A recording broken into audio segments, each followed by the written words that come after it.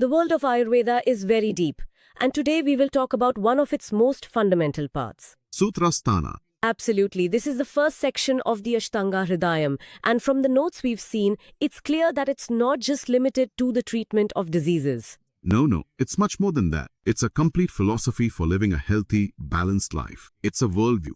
Yes, so let's discuss in a bit more depth what we've gathered from these sources. Let's see what these ancient sutras mean for us today.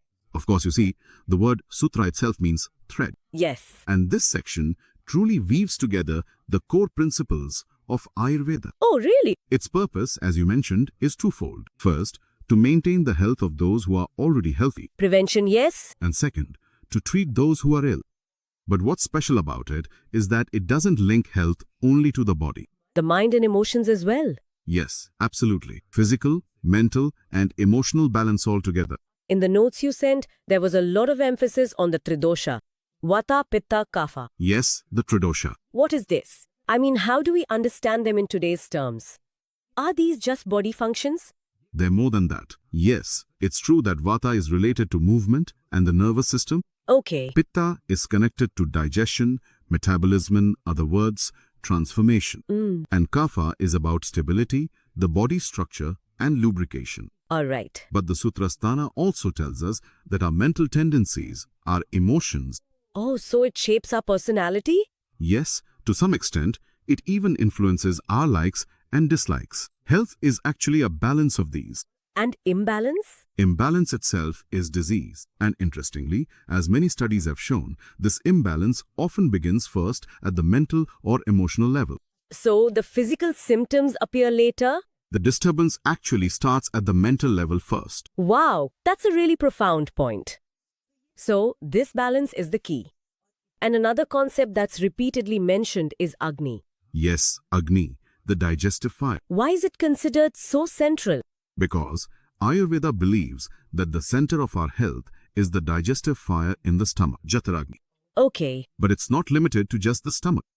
In the Sutra Sthana, 13 types of Agni are mentioned. 13? What does that mean? Yes, every dhatu, meaning every tissue, has its own Agni. Each of the 5 great elements has its own Agni. Really?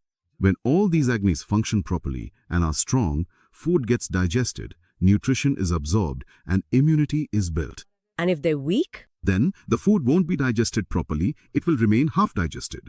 And that leads to the formation of Ama. Ama means toxins. Yes, exactly.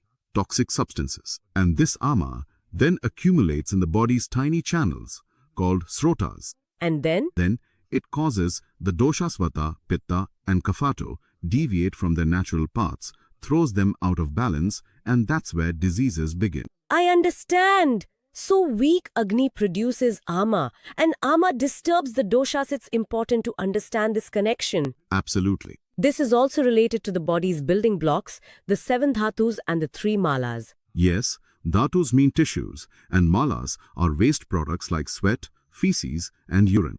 And there was one more thing, Ojas, which was emphasized a lot. What is this, Ojas? Ojas. Yes, you can understand Ojas as the purest essence of all the 7 dhatus. It's their extract.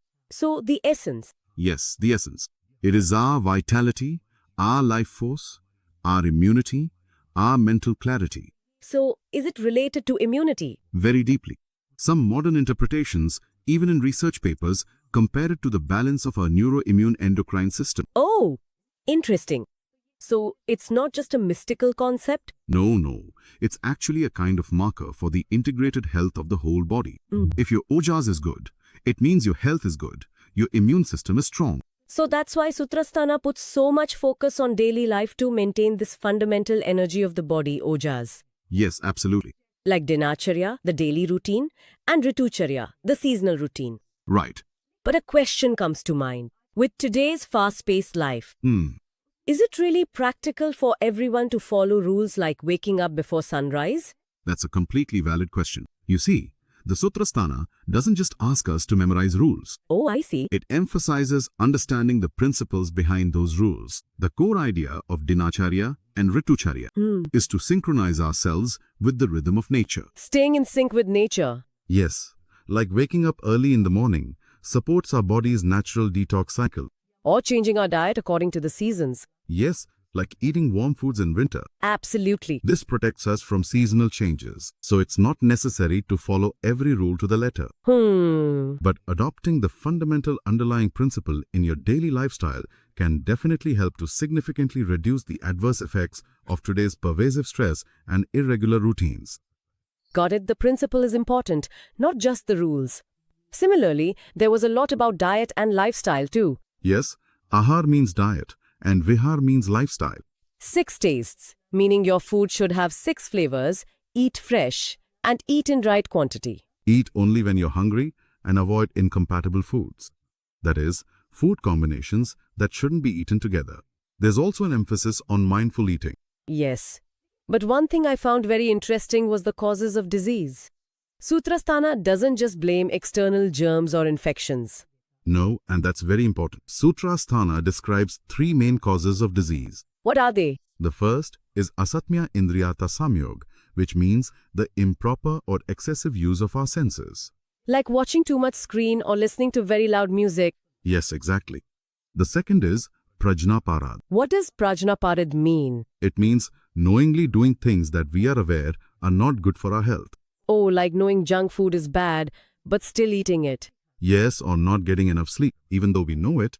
This is also called an intellectual error or mistake of the intellect. This is very common nowadays. Very much so. And the third reason is consequences, meaning the effect of time, the effect of seasons, the effect of age. But out of these 3, a lot of emphasis is placed on prajnaparad. It shows that our own choices, our habits, our mental state all have a direct impact on our health. Like it was mentioned in an article as well, that most illnesses begin in the mind before they appear in the body. Absolutely. So, this knowledge that is thousands of years old, does it offer any solutions for our current health problems like stress, burnout, and lifestyle diseases? Look, it's not a ready-made solutions manual, but it does provide a framework, a perspective. What kind of perspective? Sutra Sthana teaches us that health is not just the absence of disease. But Rather, it is an active, dynamic balance of body, mind, and senses. it puts a lot of emphasis on preventive healthcare. Keep your digestive fire healthy, stay connected to nature, and remain aware of your senses and mind. So, it can help build balance and resilience in today's fast-paced life. Yes, it provides practical and effective principles for that specific purpose. So, to put it briefly, Sutra Sthana reminds us that health is not a destination, but a daily journey, Well said. which we have to determine through our habits and our awareness.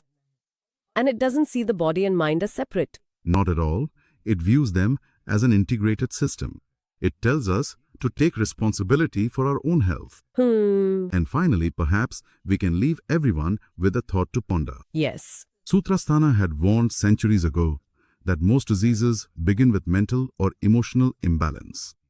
So, despite all our progress, is it possible that our so-called modern lifestyle today is unknowingly promoting the very imbalance we were warned about centuries ago?